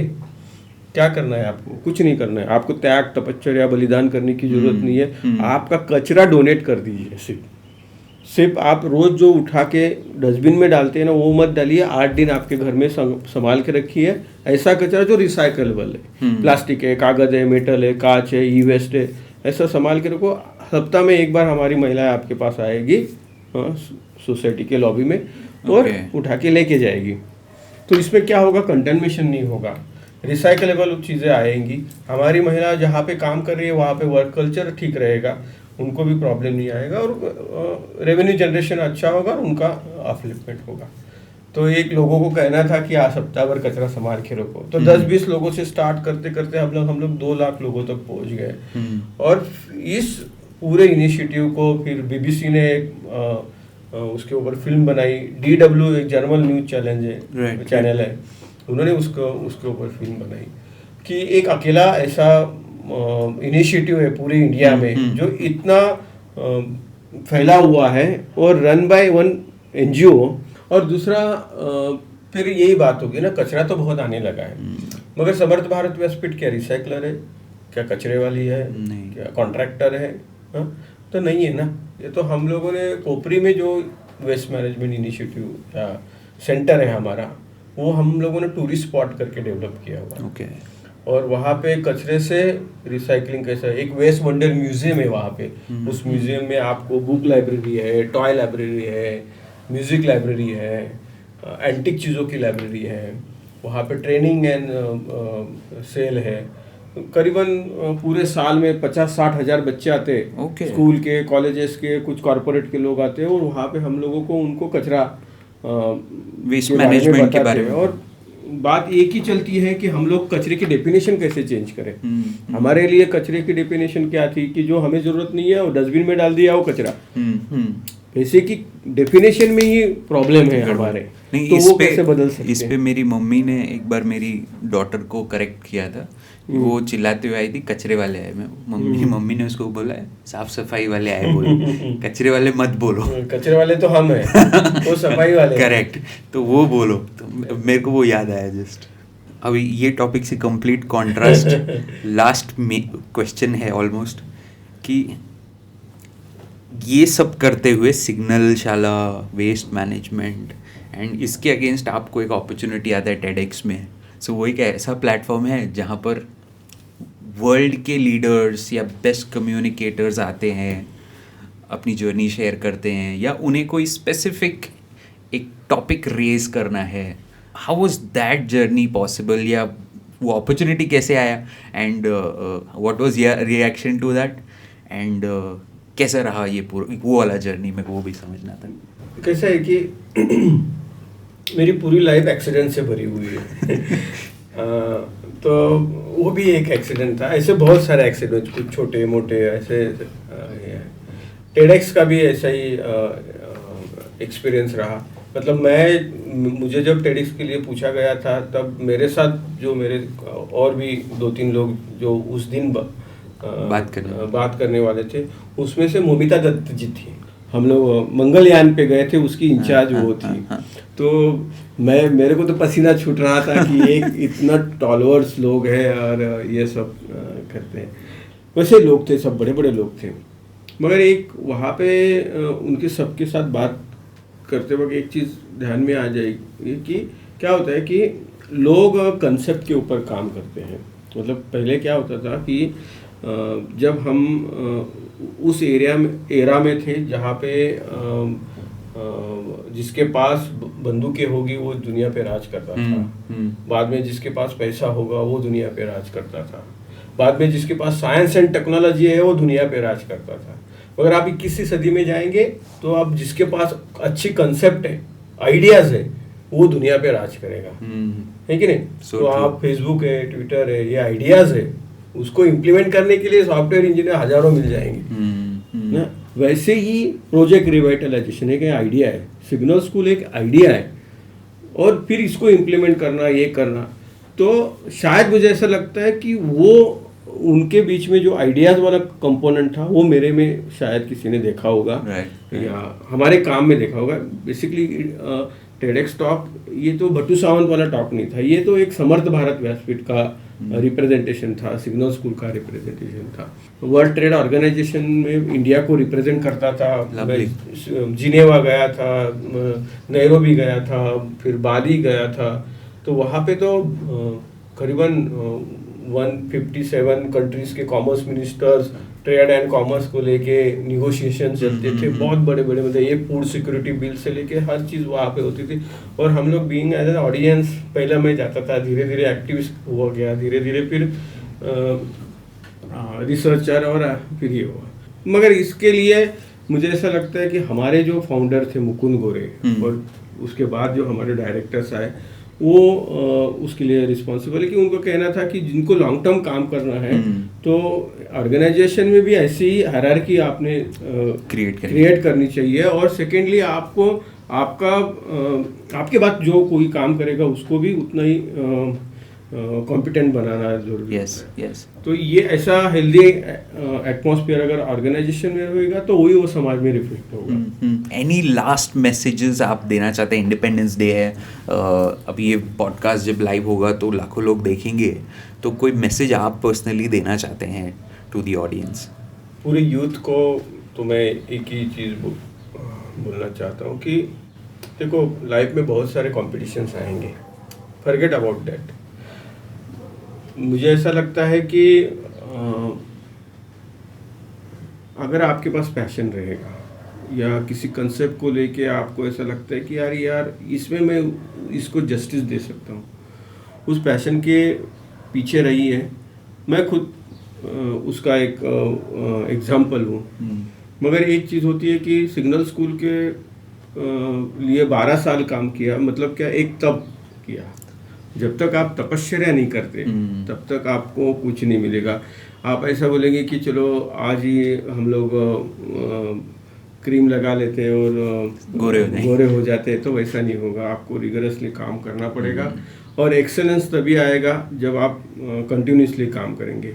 मगर काम करते वक्त एक चीज़ आपको ध्यान में रखनी है कि उसमें आपको अगर हैप्पीनेस नहीं आता है ना, तो थोड़ा सा ना सोचो कि यार कुछ तो गड़बड़ हो रही है। देखो, काम करते वक्त का हर्डल्स और उसके वजह से जो भी इश्यूज आते हैं वो ट्रेस अलग है। एक्चुअली मगर वो ट्रेस भी हैप्पीनेस वाला चाहिए। बहुत लोग ये दोनों मिक्स कर जाते हैं। हाँ। दूसरा, आपके टीम वर्क में आप जब काम करेंगे तो कोई भी होगा, एक बंदा होगा, 2 बंदे होंगे, या 200, 400, 500, 1000 होंगे।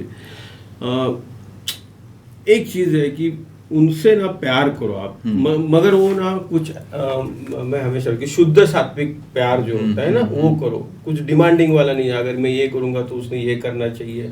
आप वैसा कल्चर अगर आप डेवलप करेंगे आपके सर्विस में, तो शायद वो जो बंदे होते हैं ना, वो आपके हर एक पूरे जर्नी में आपके साथ जाते हैं। सिग्नल स्कूल वाला तो ऐसा था, हमारे टीचर्स लोगों को 6-6 महीने सैलरी नहीं मिलती थी। उनके खुद के बच्चों के एजुकेशन के वांदे हो जाते थे और रास्ते के बच्चों को सिखाते थे। मगर ये क्यों पॉसिबल हुआ? ऑर्गेनाइजेशन उनके ऊपर प्यार करती थी।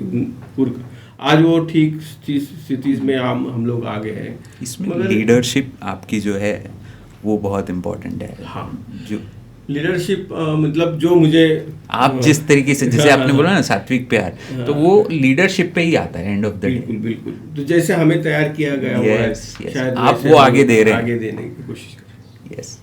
तो thank you so much for that message and I hope that signal शाला के अभी जो 150 बच्चे हैं वो 1.5 लाख से और बढ़ते जाए 15 लाख 20 लाख जितने हो, सो दैट ग्रेटर गुड जो आपने सोचा है। अभी ये मॉडल छोटा है, एक छोटे लेवल पे है, एंड विद दिस होप कि सिग्नल के बच्चे शायद बिग कॉर्पोरेट्स में या even their own business start कर सके। With that thought we leave the podcast here. Thank you so much. Thank you. Wrap up करने से पहले अगर ये बातचीत आपको इंस्पायर करे तो लाइक, शेयर और सब्सक्राइब जरूर करें to the visionary world podcast, और कमेंट्स में बताएं आपको इस पॉडकास्ट के कौन से ऐसे टॉपिक ने इंस्पायर किया। और मैं आपको अगले पॉडकास्ट में मिलूंगा। धन्यवाद।